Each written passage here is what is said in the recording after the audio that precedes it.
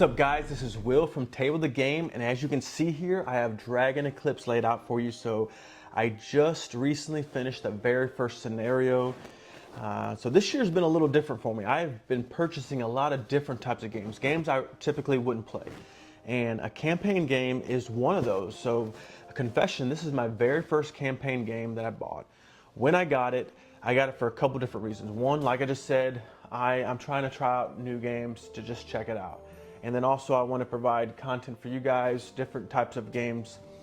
And so when I got it, I really just expected to play one or two scenarios, make a video, and move on. I didn't really think I was going to enjoy it. And I'm going to go over a lot of different things, but just out the gate, I had such a great time. This game really blew me away on how much I enjoyed this game. So one other thing that I started this year is started playing a lot of solo games, mostly Euro style games, White Castle, Red Cathedral, Woodcraft, Puerto Rico, some different games like that. I got actually for Awaken Realms, I got the opportunity for their Puerto Rico special edition to prototype their solo mode. It wasn't in the original, but I don't actually really enjoy solo gaming. But what was really cool about this game, this is a 1 to 2 player game, and I think it just sings in the solo mode, because even when you play with 2 players, you're facing, the game itself. There's not the opponent. You're not facing an actual human opponent. It is the game that you're facing. So whether you're playing with 1 or 2 players, it's similar to a solo game. Anyway, so that blew me away. I really enjoyed it. So when it comes to solo gaming, this I think is my new favorite way of doing it. I have a few other campaign style games that I just can't wait to get into. I've had them for a little while. I haven't got to play them. I've wanted to play this first. So I also have a big surprise for you guys, so keep on watching.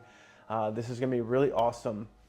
So number one, this is a campaign game, and I've seen this in other videos. So if you are going to play this game, or you're worried about me telling you something, some spoilers, I don't think I'm going to. I'm only going over the very first scenario, which is kind of a training scenario.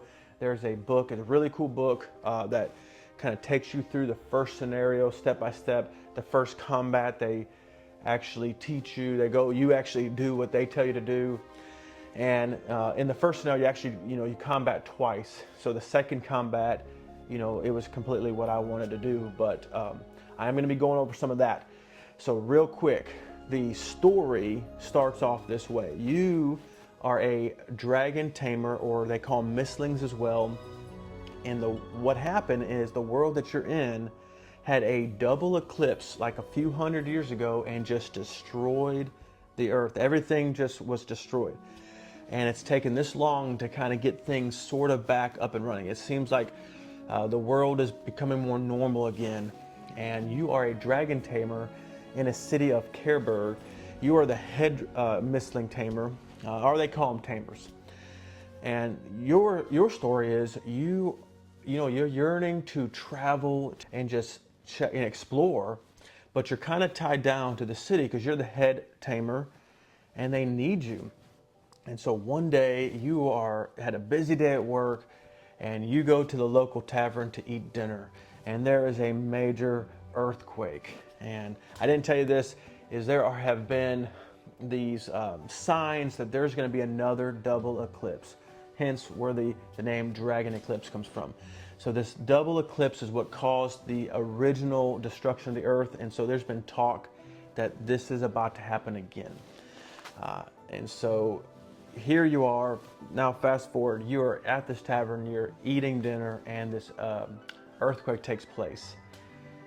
And soon another tamer shows up and basically is explaining to everybody that there is a mistling that has kind of gone crazy and can't be controlled, and they need your help. And that's where it all starts. I'm going to go over a little bit about the game. I'm going to show you there's 2 parts to each scenario. There's an explore part where you're just exploring wherever you're at, and then it always turns into a combat situation. All right, so let's get down to the table, and what I'm going to do is go over a few different aspects of this game. So in each scenario of Dragon Eclipse, it's broken into 2 sections. Section number 1 is the exploration phase, where you are exploring wherever you're at in the game. You're going to be exploring, talking to people, doing different things. I'm going to go over the very first scenario of what you're doing. And then every scenario ends, the second phase, in a combat situation where you run into another mistling and you have to face this mistling. So I'm going to go over that as well. And if you are going to be playing this game, or you're not interested in seeing the first scenario because you want to see it for the first time when you get your game played, then please skip this section. When I get back up, I'm going to go over the things I really like about the game. And because I had such a great time, and this is my first campaign game, I really didn't know what to expect. I don't have much negative to say about it. So other than that, let's get down to the table and let's check this game out. All right, guys, so this is Dragon Eclipse here. We're here at the table. So this is the first scenario, first exploration. So this is Careberg right here. And so let me just kind of go over real quick a little bit about it. So this right here is the time track. And so at the beginning of the game, it's going to tell you, like, each scenario, it's going to tell you like where to put the time track, you know, at 4, 3, 2, or 1. And there's going to be different things as you're traveling to different places. And so they're going to have, you know, like this A35, A24. It's going to show you, like, you're going to make these choices. And when you go to those, you know, the portions of the scenario in the adventure book or the app, then it's going to, some of the things are going to require time to drop down. And so as time drops down, you know, you have these secrets. At the beginning of a scenario, it's going to have a secret. And once you get down there, you're going to flip over that secret and you're going to do, you know, what it says. So like this one says, an hour has passed. If token A is in slot 2 or 5, you know, go to this script. And if you're using the app, like I said, you're just going to type that in, or you can go to the adventure book. So how you do these slots is as you're traveling around to the different, you know, places. There's a library, there's a tavern, you know, there's the spot where the mistling kind of went crazy. And as you're, you know, doing the different things in the exploration, as you're making choices, it's going to have you put these A and B markers down. And as you're doing that, the story is going to continue to evolve. And it's just, you know, really, really cool. Okay, I'm interrupting Dragon Eclipse for the special announcement, guys. Okay, here you go. This is Dragon Eclipse. This is the standard edition. I've been looking forward to this for a long time. I can't wait to give this game out. All right, so here's the rules for this. Is all you gotta do is be a subscriber to my YouTube channel and comment what is your favorite campaign game and why. Or if you haven't played a campaign game, what campaign game would you like to play and why? Now, this is gonna be a joint giveaway on my Instagram page as well, so you can go there, follow me on Instagram. There's gonna be a post as well, so you can do that. Now, what I'm gonna do is, last time I did a joint giveaway, there was only one winner. I believe it was the YouTube that won. It was Castles of Burgundy. Now this is gonna be a little different because each one of these games came with this cool, like, comic, Dragon Eclipse comic. So of course, you know, you guys wanna win this. But if YouTube wins this game, then my Instagram winner is gonna win the comic, or vice versa. Good luck. I appreciate everybody that tunes in and watches these videos. I really appreciate everybody that comments, and also all my subscribers. You guys are awesome. All right, let's get back to the table and finish looking at Dragon Eclipse. All right, so let's go to the combat portion of the game. So this is a combat that I just finished. This is the second combat from the first scenario. And this is a mistling called Golemo that we had to face. Pretty cool little guy. With this game, you can either defeat these mistlings, and sometimes you can tame them. And he was one that you could tame. Now, I'll be completely upfront. Like, when I first got this, I didn't really understand it. And it was at the very end that I recognized that I could have tamed him, which would have been kind of cool. And I think I should have done that, but I didn't. I did defeat him. As you can see, all the damage markers that he has on his card here. So let's just kind of go over it a little bit. Is when you face one of these, you know, these creatures here, there's different markers that you have that helps you to understand what to do. So in this case, you have 24 heart. So basically, that's how many hits it takes before you can defeat this creature. When he attacks you, he attacks at 2, and when he moves at 1. And this shield here is at 0, so that's how much he is protected. Now for Golemo, he doesn't have any protection, but one thing he does, he has a special ability, is that he can drop these, they call them quakes, and he is a creature of the earth, so that's a symbol for the earth. And so in certain cards that he plays, that he will drop these quakes, and those quakes do give him protection. Here is his combat card here. And so a combat card kind of allows you to see what he's capable of. And so when you have these enemy attack cards, and at the beginning of any kind of combat, it tells you how many cards to make a deck out of. And then the cool thing about it is, as you play, you can actually see the next attack that he's going to give you, so you can kind of plan your attack.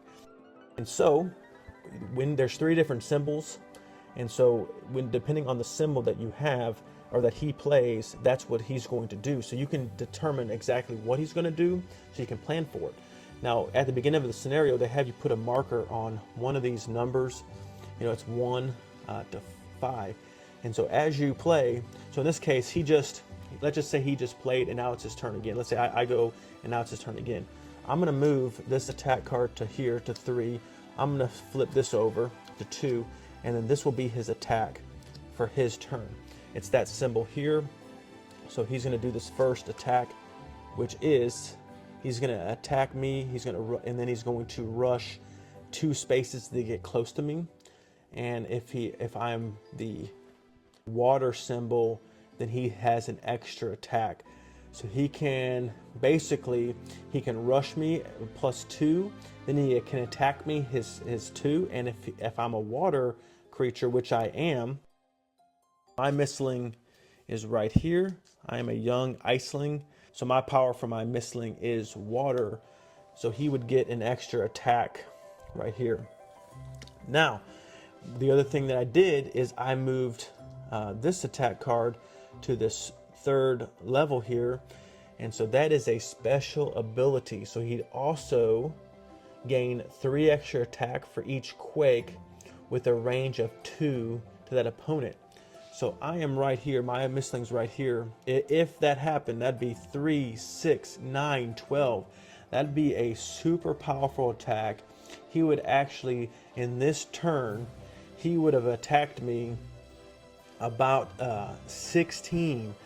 And as you can see here, my strength is 16. If he would have had this turn, then he would have destroyed me. So luckily I defeated him before that, but that is the 2 things in a scenario. So each scenario is broken up to first the exploration page, where you are exploring wherever you're at, and as the scenario keeps on going, you're going to move to different parts of the world. And then eventually, when you run out of time, you are going to come into contact with a Mistling or dragon and run into an attack situation. And this map, there's many maps for both of these. As the story continues, you're going to face different obstacles. You're going to have different maps. All right, that was Dragon Eclipse, man. What did you guys think? I mean, I'm just excited. I can't wait to dig in more of this story. So let's go over some things that I really like about this game. So I'm going to start off with the exploration part. So when I got into this, I'm also going to go over some reservations. Like I told you at the very beginning, is I didn't really expect to like this as much. And now that I am trying to get into more solo gaming, I think this is going to be my really new outlet for solo gaming. It's just a really great time. It's very thematic, okay? So let's go over what I really like about it. So number 1 is theme is important to me. Now in a Euro game, theme comes alive with mechanism. So the mechanism, the things that you're doing, that brings the theme out more than anything. I've heard people say that Euro games are themeless. In my opinion, it's not themeless if the mechanism is tied so closely to the theme. then it just comes alive. Now, in a game like this, the theme is like the mechanisms aren't as important. It's really the story that you're you're diving into, and just everything that you're doing in this story that comes alive. And so theme is just so important in this. And I really enjoyed the story. I didn't expect to really like it. I thought that, in the exploration phase, so you're traveling around, you're going to different, stores or buildings or, places of business. And I just expected to, talk to somebody, them, tell me something, and then them give me a choice on what to do. And then from there, I would go to somewhere else. But that the story was evolving, and in this very first scenario, it made me like really want to go to the next place. And then I had to go, sometimes I'd gather information and have to go back to a place I'd already been. And as I was doing this, I was uncovering, little portions of the game, and that story just started coming alive, and I started, making an impact on the story. And a few things that I really enjoyed was when I, would complete some type of small quest from the interactions I had with the people in the town. And then it wasn't just a cut and dry situation, like in the very first scenario, I had to uncover like a medallion for this person, and I had to choose whether or not I kept it. I could have kept it. I could give it back. And I just got to choose what to do, and that choice was going to change the outcome of how things went. So I I was surprised. I didn't think that I was going to enjoy the story, or that it was going to be so in depth or so intricate. So that part was really cool. All right, so the other thing that I really liked about the exploration phase was the tests that you did. They're pretty simple, and I've heard, different people talk about different games like this and how they have these tests or these little side things that you do.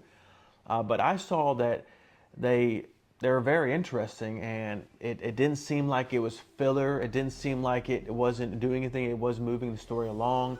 If you were successful, you would gain something. If you weren't successful, it may cost you something. And so I just felt like the test, that it added to the story. It helped you move the story along. It was necessary in some aspects of the story.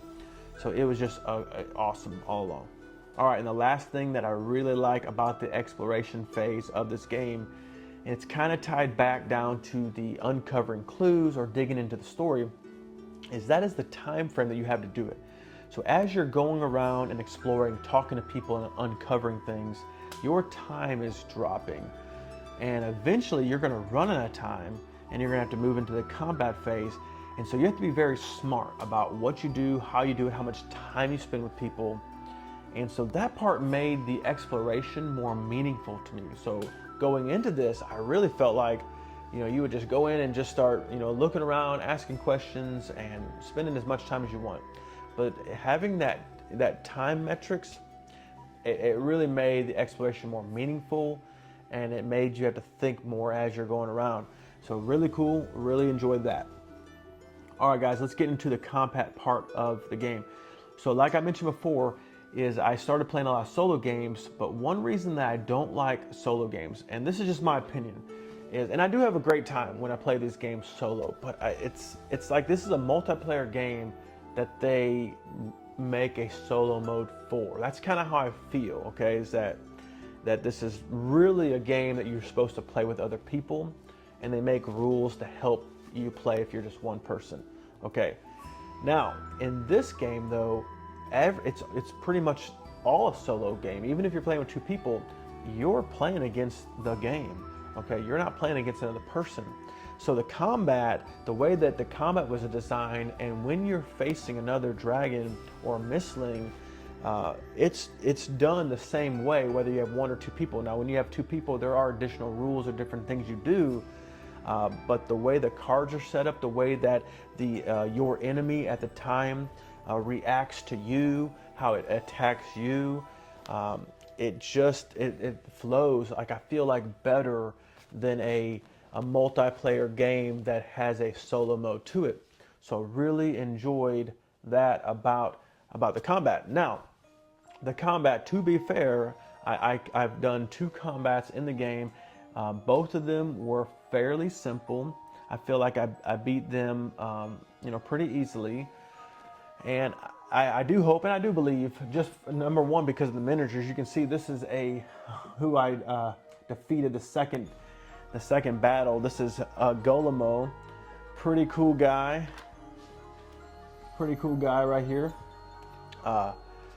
So I defeated him. Now, in the box, they have some pretty large dragons that eventually, I believe, if you go through the entire scenario, I'm sure you're gonna face those, and those are probably gonna be difficult.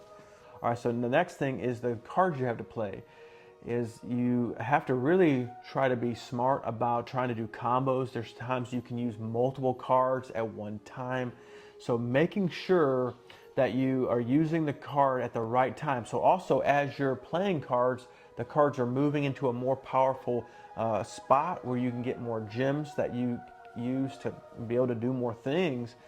And so knowing when to use the card at the right time and trying to create combos is really cool. Now, I'm sure the cards, you have a certain amount of cards. Now, they do have these bonus packs that come in the game. I think there's about 10 of them. Now, I hope that as the game progresses, you're going to start including more cards into your hand. I don't know that for sure. The way that you learn this game is you start off small. You just learn the first scenario, and you start, as you're building, you start learning more rules. So I'm not sure exactly how it's going to end up. All right, and so the last thing that I'm going to go over of what I really like about this game is, I'm going to show you this right here. So this is the adventure journal. So as you're traveling around the exploration phase and the combat phase, it's going to take you to different sections that you read. It's part of the story. It's going to, as you make decisions, it's going to have you go to other areas and read. And that would have been very cumbersome. I think it would have been fine, but they have an app that goes along with the game. It reads to you, it has music. I love just, the music will kind of play, over and over again. It will change here and there, but it will repeat itself. But for me, I like to have it sitting there for just to be more thematic. The narration is really good. And so that also when you come back to it, so I mentioned that when let's say you put this game up and you're going to get it out maybe a week or 2 later to continue with the scenario, the app, you just go back to the game that you were on. It takes you exactly where you're at. And so kind of keeping up with where you're at in the game is super easy. So really like that about the game. Now, so let's go over what I don't like about it. Now, like I said, to be fair, I didn't know what to expect with a campaign game. I didn't even think I was going to like it that much. I thought I was just going to kind of go through the motions with this game. So I think my dislikes are pretty silly. They're not really very important. So in the exploration phase, you're going around and visiting different places of different people. And it doesn't really tell you what to do on this. But what I did is I took my Mistling and I used that as a character to kind of go to the different places. Like I said, it didn't even say what to do. So I wish that for thematic purposes that they would have gave us some miniatures of ourselves, of our characters, to be able to do that. Because for me, that makes more sense. I really enjoyed, just kind of knowing exactly where I was at, keeping that in the forefront. And so I didn't want to use my Mistling.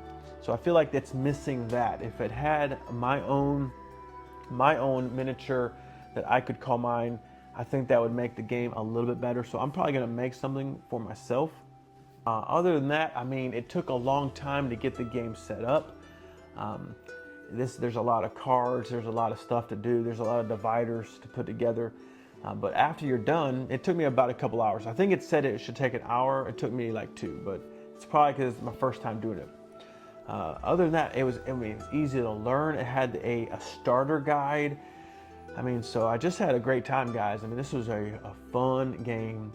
So, guys, I want to thank you guys for watching. If you liked this content, if you like this, please give me a thumbs up. Always, I appreciate it if you subscribe, if you want to hear more Now, you heard earlier about the giveaway that we're doing. We're doing it on Instagram and we're doing it on YouTube. This is a big giveaway. So definitely go to my Instagram and take a look at that, and you can sign up there as well to enter the giveaway. Other than that, guys, thanks for watching. I appreciate it, and you have a wonderful day.